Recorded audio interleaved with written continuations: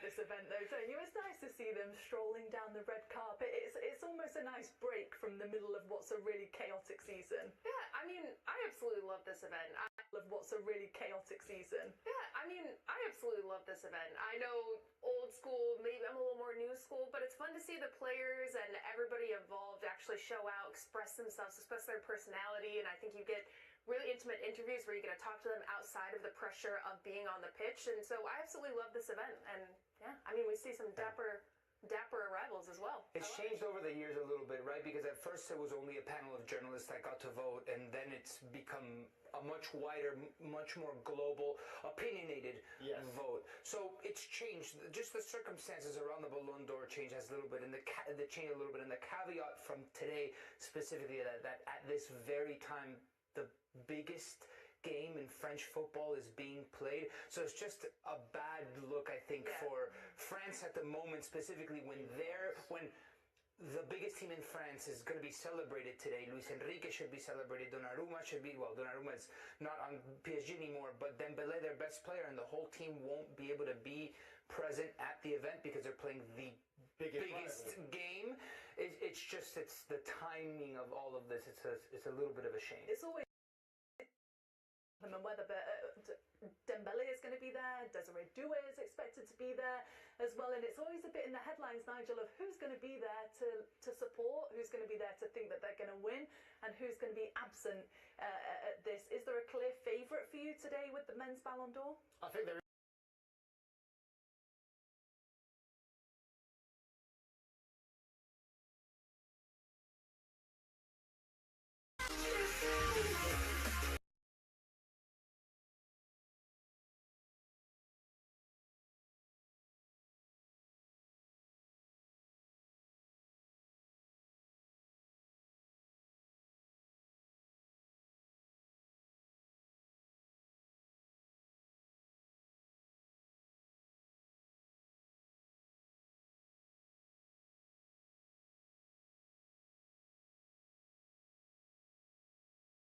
About this award. At first, I mean, Nico's the historian, he could tell us more, but it did used to be just a European-based award, the best player in Europe. But now it's obviously become the Ballon d'Or. The best European player. Yeah. And now it's become the Ballon d'Or. So for me, I always look on the fact of who's been the most consistent throughout the season, who has really done things with a football that you could only dream of, and we've had so many great winners. But now, because of the opinions and the different people that vote, there's so many different conversations that can be had. Some people might choose it between right or wrong, but I think it's a good conversation and you can back the players. And Dembélé, I would say, is probably the clear favourite because if you do look at his numbers, he probably had the biggest impact for PSG to go on to win the Champions League. And that is the one competition that does play a big fact in who wins this award. Well, in less than an hour's time, it's all going to start. We've got Guillaume Balaguer on the red carpet, who's going to be getting all the interviews with the biggest stars. And then our very own Kate Scott is going to be handing out the most prestigious prize of them all. And just a reminder of all the awards that are up for grabs today, because obviously it's not just the Ballon d'Or, even though that's the big one. You've also got the best under-21 player, which will win the Copper Trophy. The Yashin Trophy will go to the best keepers on the men's and women's side. The top goal scorer will take home the Gerd Müller Award, and from the pitch to the touchline, the Johan Cruyff Trophy will be given to the best managers. And the individual award, as we mentioned, is the biggest prize and the biggest headline of the day, but there's still room as well for the women's and the men's team of the year. Darian, how do you feel about the women's side of everything? Obviously, Nige just mentioned that there's a slight favourite for him. There's a lot of people that will debate between the two. Is there a clear favourite on the women's side of things?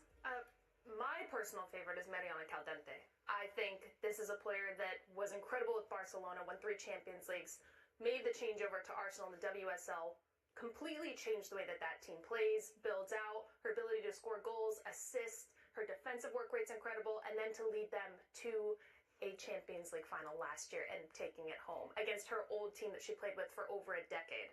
She won WSL Player of the Year. I think she's shown that she can be consistent from different leagues up to her level, even when we thought that she was peaking. So to me, she's the absolute favorite. I know that you want one of your lionesses, though, to get it. And I think Alessia Russo is a good shout. I think Alessia Russo is a good shout. I think it's actually a little more open on the women's side of the game and seeing who gets this award. But why should Alessia Russo win it, though? because she scored a bunch of goals. And she's been a little bit more consistent. They won the Euros. She won a Champions League. there you go. I agree. Say it again. Who won the Euros? Who won the Euros? Sorry, pop it up. My memory. Twice in a row. Was it? Who was it? What nation was it? The Lionesses. Oh, the Lionesses. I got you. Also known as England, right? England. Oh, The women won it.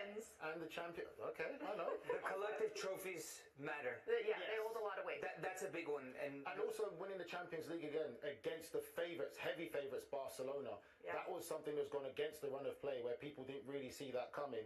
To win that and the Euros, I think that puts her really high up there.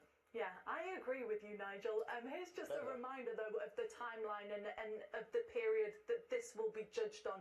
With the men's competition, obviously, they're taking into account with the women's Euros, the NWSL, the Orlando Pride obviously won that, the Liga Femenile is Barcelona.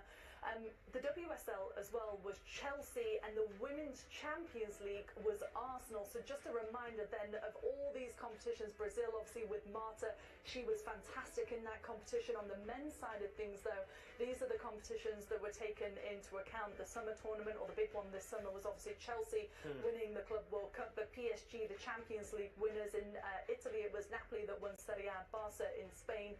The Europa League champions, Tottenham Hotspur. Premier League belonged to Liverpool. Ligue 1 was won by PSG, no surprise there, in the Bundesliga with Bayern Munich. It's interesting, Nico, though, isn't it, with all the voting, that this is the campaign that you need to take into account, because the dates are kind of skewed sometimes when you think back and you try to think over the months that they're being judged on. Yeah, it's the campaign, right? Before the Ballon d'Or, it was a little bit confusing. It was given out in January, so you would have to consider the calendar year, which would shake things up a little bit, because halfway through the calendar year there was a summer tournament, an international tournament, a Champions League winner. But now we're considering the 24-25 season, and from all of those tournaments, the one that's going to be weighed heaviest, I would imagine, is the Champions League. The manner in which PSG won, and even at the Club World Cup afterwards, despite that one loss against Botafogo and then the loss in the final against Chelsea, they proved to be such a strong team, difficult to break down. But specifically in the Champions League, the way that they did it, especially winning a final 5-0, blowing opposition out of the water, was incredible. The Champions League and also the dominance of Ligue 1 as well plays a part with the treble. First time they've done the treble. So you got to give credit. I mean, I'm not a big fan of the fact of the dominance of winning the Champions League in it. I think it could be, I don't know, way better or balanced better in a sense, because sometimes I think there's other players who are very deserving of recognition as well for the different teams that they represent and different clubs that they've done, and it's different circumstances, because some people might argue that Liga is not as competitive as maybe the Premier League or La Liga, but give credit to PSG, and I said it before, for me, they had the best team in world football last year, and I think still up to now, they have the best team in world football. I mean, it's happened before, right? When a team has won the Champions League and somebody else won the Ballon d'Or. Just go back to last year. Real Madrid had won the they were the Champions League winners entering the Ballon d'Or ceremony, and Rodri ended up winning it. But I'll go even further back. Who won the Ballon d'Or the 1999 season when Manchester United won the treble? Go on, tell me. Not a Manchester United player. It was Rivaldo that ended up winning the Ballon d'Or. So that's also a lot of the political element of that as well, when they say about the Ballon d'Or sometimes, about it seems to be that if you're not at Real Madrid or Barcelona, you're never really going to win it. You have to be someone super outstanding to break that cycle of being at the biggest club in world football. I must say, I was watching the pictures, by the way. I don't know if we can get it again, but I saw Gyökeres walking the red carpet. Tell me if he does not look like a James Bond villain. Like, when we get to all those pictures again, if we see Gyökeres again, is it the hair? He has to be the next James Bond villain. He fits it perfectly well. Would you rather, as a footballer, look like a villain or like James Bond? I'll look like James Bond. I am the black James Bond already right now. What are you talking about? Well, speaking on this desk. of which, I'm hearing that Guillaume Balaguer has just caught up with Victor Gyökeres. Let's take a listen, shall we? Victor, I'm talking to the 15th best player in the world. Yeah, I guess so. It was my standing, no? I just saw it on the way here, so yeah, it's a great feeling, and yeah, of course, something that shows that I had a good season last season. How does it feel to actually go through the red carpet? Yeah, I haven't gone to so many red carpets yet, so yeah, it was fun. So good experience. And how about choosing the suit and who you're gonna come with? You have to choose amongst many friends. No, I was just in the games really and the season, so I didn't really think too much about it. I knew I was coming, so yeah, that was the plan, and yeah, luckily I could be here tonight. So yeah, I'm happy to be here. On a serious note, this is serious stuff now. This is just a big thing for the players as well, isn't it?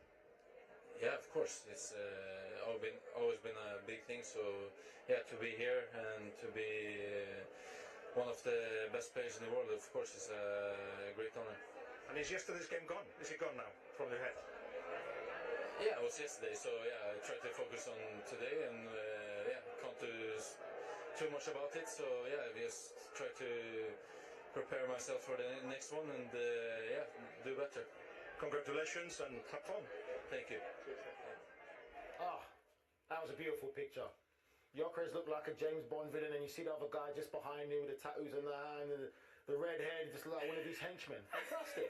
I think he looked more like James Bond than the villain. No, he looked like a villain. I have to agree with that. He looks the villain. I think it's the hair too. The hair and then the facial structure just has that hardness about angular. it. To be a James Bond, you have to have a bit more softer about you, you know. Look who's enjoying the red carpet so far. Yeah, right. Who's had the most commentary out of anybody? I'll just say, listen, they're gonna have fun. Let them enjoy it. It is one night, but again, it can be a little bit more, you know, tampered down, but they're there. This guy starts the whole show about, I'm old school, mate. I love the football, getting stuck in, and here he is commentating on what people are wearing. Nothing like that. Nigel just wanted to be given out in the changing room before training one day. Like, we'll ship it to you and you can have a little ceremony with your teammates. Enjoy it. Well, we've got loads more to come here after the break. We're going to talk more about the men's awards and who's the favourites to win it. There is the Liverpool captain, Virgil van Dijk, waiting along the red carpet with a bunch of stars, Shirasi as well, in Paris for the big occasion. We'll be back in just a second, everyone.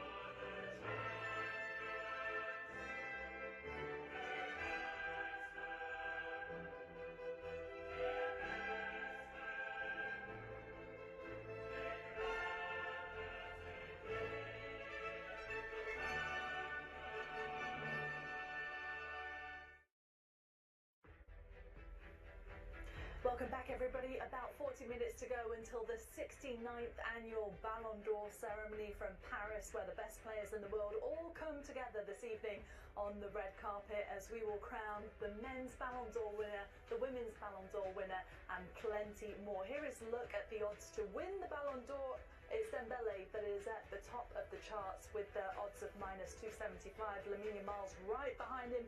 Vitinha up there as well. Mo Salah in fourth, and Rafinha to round out the top five. How do you feel about these odds, Nige? Pretty accurate in your assessment? Pretty accurate. Again, we know obviously the Ballon d'Or is an individual tournament, but an individual recognition trophy. I would also say that the team dynamic does play a part, though, because as much as Dembele is odds-on favourite, I tell you what, Vitinha was the heartbeat of that Paris Saint-Germain side. Dembele scored very important goals, but Vitinha was the heartbeat throughout the entire tournament. When you talk about best players, especially midfielders in world football, Vitinha for me is still number one. When you watch him play, the consistency and how he impacted Paris Saint-Germain and orchestrated everything in that amazing run that went on to win the Champions League, as well as what they did domestically.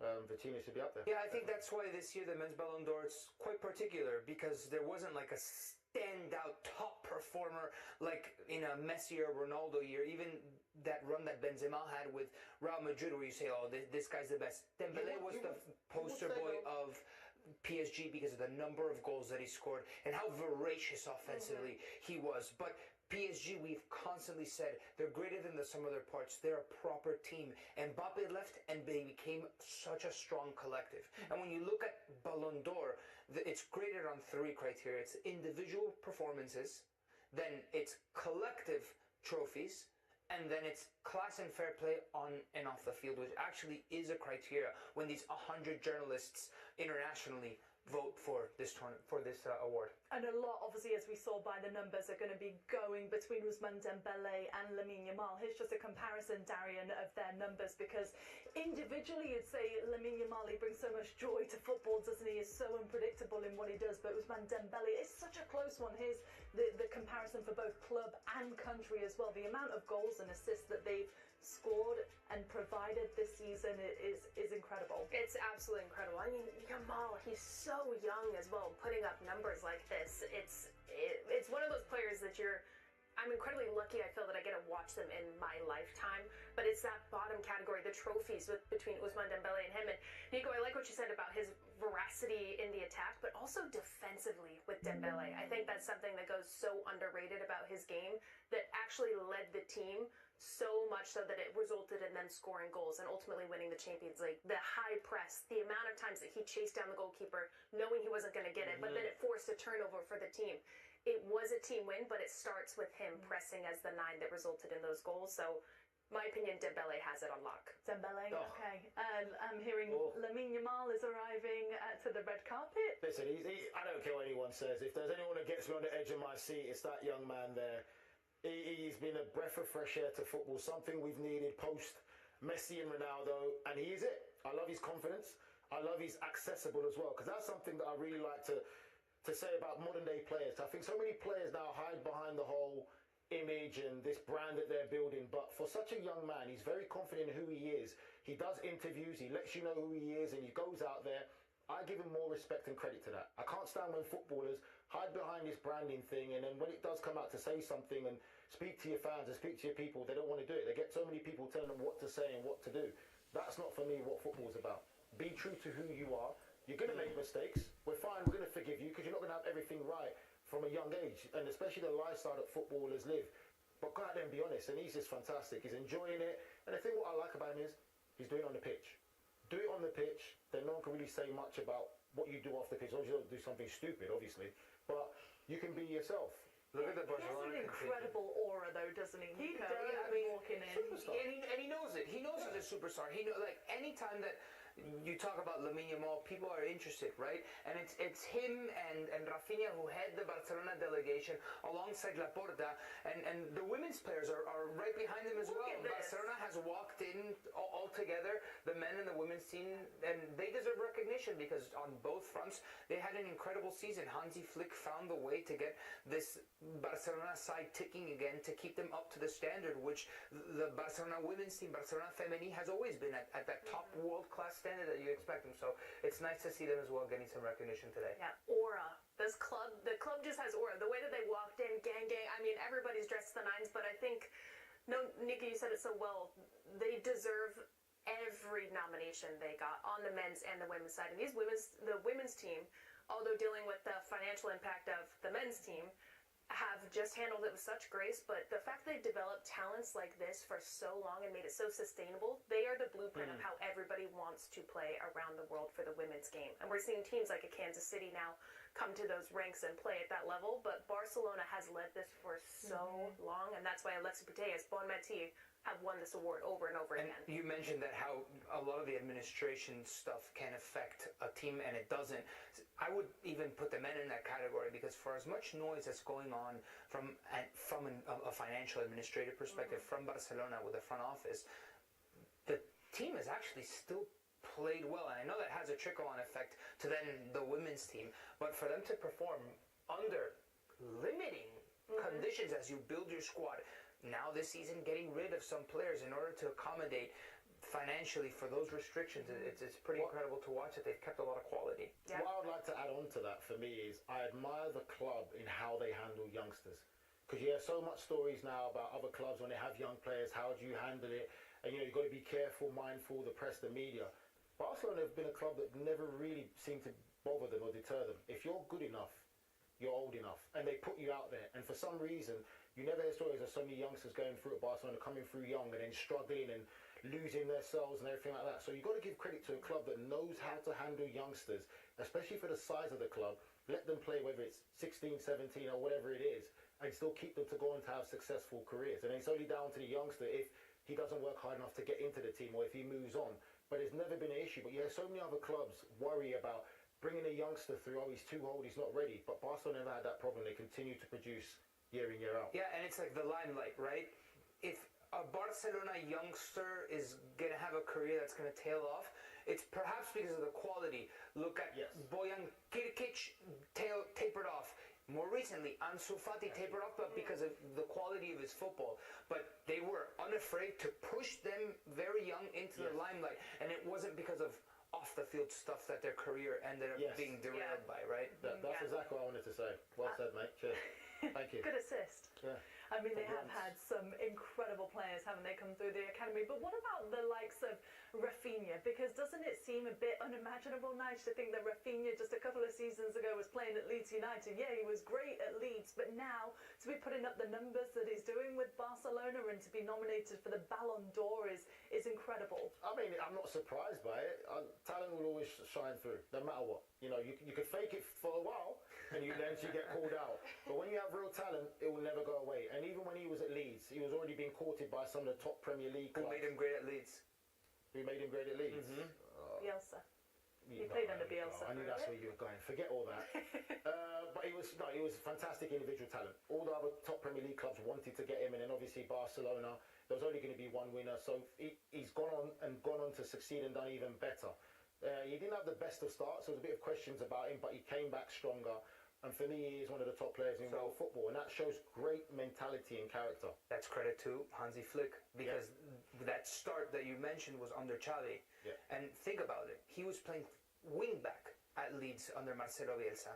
And when he arrived at Barcelona, there were rumors and talks about Barcelona wanting to sign Nico Williams after Euro in order to fill that role that Rafinha wasn't fulfilling. And then he ends up under Hansi Flick putting together a Ballon d'Or worthy season, top 3, top 4, wherever he's going to finish. Like, there are even arguments that you can make that he put up better numbers. He contributed more to the success of his team than Ousmane Dembélé did. I mean, we're crowning already just because he's the favorite, but you look at his goal contributions in the Champions League, Dembélé wasn't putting up those numbers. If you look at his goals and his assists, it's the most ever in a Champions League season, tied with Cristiano Ronaldo. Mind you, he had more games to do it than Cristiano Ronaldo, but it's still worthy to consider that Rafinha's season is simply beyond extraordinary, close to superlative. I mean, I think it just shows how much weight winning the Champions League carries, because had Barcelona won the Champions League, maybe it would be a Got to the final. it would be a different conversation. If Barcelona won that. We're waiting to hear, obviously, the top 10 and as we count down, but we do know 30, Guillaume Vini Jr., Scott McTominay, who helped Napoli win the Scudetto, and Lautaro as well, who obviously plays for Inter. What about Virgil van Dijk, though? Because I feel like he was one of the names that maybe people were surprised to see him that high up on the list, no? Yeah, to me, Virgil should be, what, 12 in that range? I think he should be much higher than he is. I mean,